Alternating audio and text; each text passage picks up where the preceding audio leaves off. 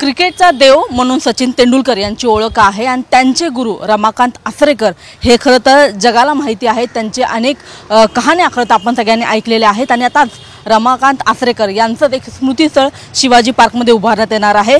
त्यांचं स्मृतीस्थळ ज्यांनी उभारलेलं आहे ते आपल्या सोबत आहेत। सुरेश सर, खरं तर शिवाजी पार्कमध्ये येणारा प्रत्येक व्यक्ती हा शिवाजी पार्क बघतो, सचिन तेंडुलकर याच मैदानावरती खेळला हे बघतो आणि सचिन तेंडुलकरचे किस्से या शिवाजी पार्कच्या कानाकोपऱ्यामध्ये त्यांचे ऐकवले जातात। लोक लहान मुलं आनंदाने ऐकतात आणि आजही अनेक असंख्य मुलं या ठिकाणी प्रॅक्टिसला येतात, क्रिकेटचे धडे घेतात। आज याच ठिकाणी तुमचं स्वतःचं तुम्ही जे उभं केलेलं आहे ते स्मारक या ठिकाणी उभं राहत आहे। काय मोटिवेशन होतं, कसं सुचलं हे सगळं आणि अनेकांना हे कसं प्रेरणा देणार असणार आहे?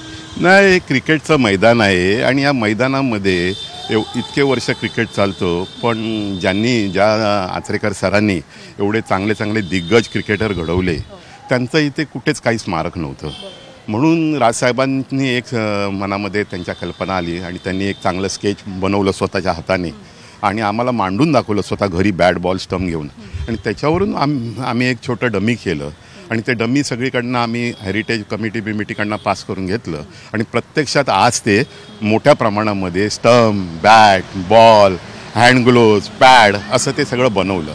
त्याच्यामध्ये कोणाचा स्टॅच्यू बिच्यू घेणं हे आमचं त्याच्यामध्ये उद्दिष्ट नव्हतं। सरांनी जे आयुष्य आपलं क्रिकेटसाठी वेचलं आणि हे क्रिकेटचं मैदान आहे आणि त्याचा एक काहीतरी मॉन्युमेंट असावं म्हणून आम्ही हे केलेलं आणि त्याच्यामध्ये सगळ्यात महत्त्वाचं म्हणजे सरांची जी कॅप आहे जी त्यांच्या क्रिकेट प्रेमींना सगळ्यांना माहिती आहे की सर नुसत्या कॅपने फेमस होते, तर ती कॅप पण त्याच्यामध्ये दाखवली। तर रमाकांत आचरेकर सर म्हटल्यानंतर सचिन तेंडुलकर यांचं नाव येतंच, मात्र त्यांच्यासोबत अनेकांना त्यांनी घडवलेलं आहे, अनेकांना त्यांनी धडे दिलेले आहेत।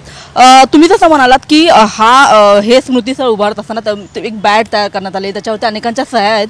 कुणाकुणाची नावं खरं तर तुम्ही प्रामुख्याने त्याच्यावर ठेवलेली आहेत, कारण की आता हे कायमस्वरूपी झालं, अनेकांची आठवण या संदर्भात आता जोडली गेलेली आहे। नाही, सचिन तेंडुलकरांचं आहे, त्याच्यानंतर अजित आगरकर आहे, त्याच्यानंतर बलविंदर सिंग सिद्धू आहे, त्याच्यानंतर हे आहे आपले आमरे आहे, प्रवीण आमरे आहेत, पारस मांबरे आहेत, असे सरांनी कम 10 जे टेस्ट प्लेयर घडवले त्या सगळ्यांच्या ओरिजिनल सह्या त्यांच्या बॅटवर आहे ना, लोकांना, नवीन पिढीला, नवीन तरुणांना पाहायला मिळावे म्हणून ते केलेल्या आहे सह्या आणि त्या प्रिंट केलेल्या आहेत। आजचा संध्याकाळचा कार्यक्रम कसा असणार? स्वतः सचिन तेंडुलकर येत आहेत, राज ठाकरे येत आहेत, कशा पद्धतीने कार्यक्रम असेल? बाकी इतर कोण मान्यवर असतील?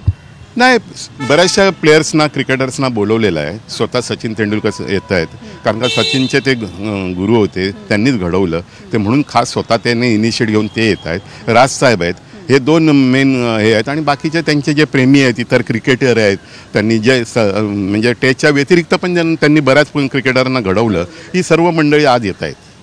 तर शिवाजी पार्कच्या या मैदानावरती आपल्याला आजच्या पुढे खरं तर कायमस्वरूपी एक स्मृतीस्थळ पाहता येणार आहे रमाकांत आचरेकरांचं आणि ते जशा पद्धतीने घडवलं गेलेलं आहे त्याचा लोकार्पण करण्यासाठी आज स्वतः सचिन तेंडुलकर, राज ठाकरे या ठिकाणी येत आहेत। पुढच्या अनेक पिढ्यांना खरं तर हे स्मृतीस्थळ प्रेरणा देईल आणि खरं तर हे प्रेरणा देऊन जे शिवाजी पार्क आणि क्रिकेटचं जे नातं आहे ते याच्या पुढे सुद्धा कायम राहील असाच प्रयत्न खरं तर सुरेश तारकर यांनी आपल्या या कल्पनेतून, आपल्या या खरं तर एक कलाकृतीतून आज या ठिकाणी उभारण्याचा प्रयत्न केल्याचं पाहायला मिळत आहे। कॅमेरामन प्रवीण चव्हाणसह मी रुपाली बडवे, साम टीव्ही, मुंबई। देश विदेशातील प्रत्येक घडामोडींचे लाईव्ह अपडेट मिळवण्यासाठी आता साम टीव्हीच्या सर्व सोशल मीडिया प्लॅटफॉर्मला लाईक, फॉलो आणि सबस्क्राइब करा। तसंच सर्व नोटिफिकेशनसाठी बेल आयकॉन प्रेस करायला विसरू नका।